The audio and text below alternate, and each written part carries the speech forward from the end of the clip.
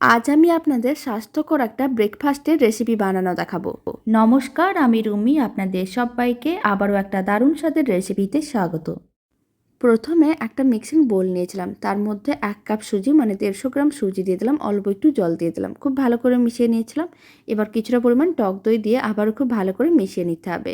মিশ্রণটার মধ্যে কিছুটা পরিমাণ বেকিং পাউডার দিয়ে খুব ভালো করে মিশিয়ে নিয়েছিলাম। এবার কড়াইতে জল গরম করে নিয়েছিলাম, তার উপর একটা ছিদ্রযুক্ত পাত্র রেখে দিতে হবে, অল্প একটু তেল ব্রাশ করে নিতে হবে। কিছুটা করে মিশ্রণ দিয়ে ঢাকনা বন্ধ করে 2 মিনিটের মতন রান্না করে নিতে হবে, তাহলেই রেডি হয়ে যাবে। এবার একটা মিক্সিং বোলের মধ্যে বেশ কিছুটা পরিমাণ টক দই, অল্প একটু লবণ আর দিয়ে দিলাম চিনি, অল্প একটু দিয়ে দিলাম লঙ্কার গুঁড়ো আর দিয়ে দিলাম ভাজা মশলার গুঁড়ো। এবার আমি কিছুটা পরিমাণ কুচনো ধনেপাতা দিয়ে দিলাম আর খুব ভালো করে মিশিয়ে নিতে হবে। এবার মিশ্রণটা এইভাবে ওপরে ছড়িয়ে দিতে হবে আর বেশ কিছুক্ষণ রেখে দিতে হবে। এতে বেশ নরম তুলতুলে হয়ে যাবে আর খেতেও ভালো লাগবে।